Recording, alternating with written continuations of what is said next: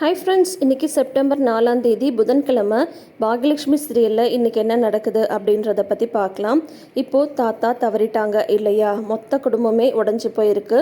கோபி முதற்கொண்டு ராதிகா முதற்கொண்டு எல்லாருமே அழுதுட்ருக்காங்க. அப்போது பார்த்திங்கன்னா ஒவ்வொருத்தரும் அவங்கவுங்க மனசில் இருக்கிற வேதனையை சொல்லிட்டு அழுதுட்ருக்கும் போது அப்புறம் வெளியில் கோபி அப்புறம் ஜோசப் இவங்கெல்லாம் நின்றுட்டுருக்காங்க. அப்போ பழனிசாமி வராரு.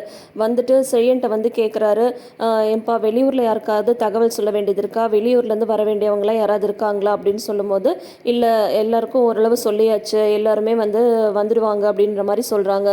சரி, அப்போது இப்போ மேற்கொண்டு ஆக வேண்டியதை பார்க்க வேண்டாமா, பெரியவங்க யாராவது இருக்காங்களா யோசனை கேட்க அப்படிங்கும்போது, இல்லை எனக்கு அந்த மாதிரிலாம் எதுவும் தெரியல அப்படின்னு சொல்லிட்டு சொல்கிறாரு செழியன். சரிப்பா, அப்படின்னா நம்ம மேற்கொண்டு நடக்க வேண்டியதை பார்க்கலாம். நல்லா வாழ்ந்த மனுஷன், அவருக்கு நம்ம என்னெல்லாம் மரியாதை செய்யணுமோ அந்த மரியாதையெல்லாம் செஞ்சு நல்லபடியாக அவரை அனுப்பி வைக்க வேண்டாமா அப்படின்னு சொல்லிட்டு கேட்குறாங்க. உடனே ஜோசஃபும் ஆமாங்க அதுதான் கரெக்டு, கோபி நீங்கள் என்ன சொல்கிறீங்க அப்படிங்கும்போது நீங்கள் என்ன செய்யுங்க அப்படின்னு சொல்லிட்டு கோபியும் சரின்னு சொல்லிடுறாரு. சரி, முதல்ல அப்படின்னா ஐயாவை ஹாலுக்கு கூட்டிகிட்டு படுக்க வைக்கணும் அப்படின்னு சொல்லிட்டு அந்த தாத்தாவை கூட்டிகிட்டு ஹாலில் படுக்க வச்சு அந்த சடங்கு எல்லாமே செய்கிறாங்க. அதுக்கப்புறம் ஒவ்வொருத்தராக மாலை கொண்டு போடுறாங்க. பழனிசாமி போடுறாரு, அப்புறம் ஜோசப் போடுறாங்க. அப்புறம் அக்கம் பக்கத்தில் இருக்கவங்க எல்லாருமே துக்கம் கேட்க வராங்க. ஒவ்வொருத்தராக அவங்க மாலையை போட்டுட்டு அஞ்சலி செலுத்திட்டு, எப்படி இருந்த மனுஷன் நேற்று கூட எப்படி இருந்தார் அப்படின்ற மாதிரிலாம் எல்லாம் சொல்லிட்டு போகிறாங்க. அதுக்கப்புறம் அமிர்தாவோட அம்மா சொல்கிறாங்க, பாட்டி காலையிலேருந்து எதுவுமே சாப்பிட்லல்ல, அவங்களுக்கு ஏதாவது குடிக்கிறது கொண்டு கொடுமா அப்படின்னு சொல்கிறாங்க. அமிர்தா கிச்சனுக்கு போகிறாங்க. அதுக்கு முன்னாடியே ராதிகா பார்த்தீங்கன்னா டீ எடுத்து வச்சுருக்காங்க ஜெனிக்கும் பாட்டிக்கும். ஜெனியும் ப்ரெக்னெண்ட்டாக இருக்காங்கல்ல, அதனால் நீங்கள் அவளுக்கு கொண்டு போய் கொடுங்க, நான் கொண்டு போய் கொடுத்தா யாரும் வாங்க மாட்டாங்க, அதனால் நீயே கொண்டு போய் கொடு அப்படின்னு சொல்லிட்டு அமிர்தாட்ட சொல்கிறாங்க ராதிகா. சரின்ட்டு அமிர்தாவும் கொண்டு போய் கொடுக்குறாங்க. ஜெனி வேண்டவே வேண்டான்னு சொல்கிறாங்க. அதுக்கப்புறம் அவங்க அம்மா சமாதானப்படுத்தி, இப்போ நீ ப்ரெக்னெண்ட்டாக இருக்க, அதுக்காகவாது இதை குடி அப்படின்னு சொல்லிட்டு சமாதானப்படுத்தி குடிக்க வைக்கிறாங்க. அதுக்கப்புறம் பாட்டி கொண்டு போய் கொடுக்குறாங்க. இல்லை எனக்கு எதுவும் வேண்டாம், அவரே என்னை விட்டு போயிட்டாரு, இனிமேல் நான் உயிரோடு இருந்து என்ன பண்ண போகிறேன், நான் எதுவும் சாப்பிட மாட்டேன் அப்படின்ட்டு பாட்டி சொல்கிறாங்க. நான் இப்பயே போயிட்டா கூட எனக்கு சந்தோஷம்தான் அப்படின்ட்டு அழறாங்க. உடனே எல்லாரும் ரொம்ப அப்படியே ஹர்ட் ஆயிடுறாங்க. அப்புறம் நம்ம செல்வி தான் உடனே எழுந்து என்னம்மா நீங்கள் இப்படி சொல்கிறீங்க, இப்படியெல்லாம் நீங்கள் சொல்லாதீங்க, ஐயா தான் பாக்யாக்காக்கு தூண் மாதிரி இருந்தாங்க, இப்போ ஐயாவும் இல்லை, உங்களை விட்டால் பாக்யாக்காக்கு வேறு யார் இருக்காங்க, இந்த குடும்பத்தை யாருமா பார்த்துப்பாங்க, நீங்கள் நல்லா இருந்தாதாம்மா இந்த குடும்பம் நல்லா இருக்கும், நீங்கள் ஆரோக்கியமாக இருக்க வேண்டாமா அப்படின்னு சொல்லிட்டு சொல்கிறாங்க செல்வி. இனிமேல் நான் ஆரோக்கியமாக இருந்து நான் என்னடி பண்ண போகிறேன், என் கூடையே இருந்துட்டு இருந்தார், இப்படி திடீர்னு என்னை விட்டு போயிட்டாருன்னு சொல்லிட்டு பாட்டி பயங்கரமாக அழறாங்க. ஆனால் கண் கலங்காமல் இந்த சீனெல்லாம் கண்டிப்பாக பார்க்கவே முடியலைங்க. என்னதான் சீரியல் எல்லாமே ஓகே, இதுக்கெல்லாம் போய் எமோஷ்னல் ஆகலாமா அப்படின்னு சொல்லிட்டு சொல்லலாம் நீங்கள் கமெண்ட்டில். ஆனால் இதெல்லாம் பார்க்கும்போது உண்மையிலேயே ரொம்ப கஷ்டமாக தான் இருக்குது. ஏன்னா நம்மளுடைய ஒரு 3-4 வருஷமாக அவங்களும் தான் ட்ராவல் பண்ணிகிட்ருக்காங்க சீரியல் அப்படின்ற பேரில். இந்த மாதிரி சீன்ஸ்லாம் பார்க்கும்போது நம்மளை மீறி அந்த கண்ணில் லைட்டாக ஒரு கண்ணீர் வந்துடுது தான். ஜெனி ஓயாமல் அழுதுகிட்டே இருக்கிறத பார்த்துட்டு ஜோசப் மரியம்மை கூப்பிட்டு சொல்கிறாங்க, அவள் அழுதுகிட்டே இருக்கா பாரு, அதனால் அவளை நீ மேலே கூட்டிகிட்டு போ, இது திடீர்னு ஒரு இழப்பு தான், கஷ்டம்தான், எல்லாரும் அழுதுட்டு தான் இருக்காங்க, ஆனால் ஜெனி ப்ரெக்னெண்ட்டாக இருக்கா, அதையும் நம்ம பார்க்கணும்ல அப்படின்னதும், நான் கூப்பிட்டா அவள் வரமாட்டா ஜோசப் அப்படின்றாங்க மரியம். இல்லை, குழந்தைய பார்த்துக்கணும்னு சொல்லிட்டு நீ மேலே கூட்டிகிட்டு போமா, அவள் கொஞ்சம் நேரம் ரெஸ்ட் எடுக்கட்டும் அப்படின்ட்டு ஜோசப் சொல்கிறாங்க.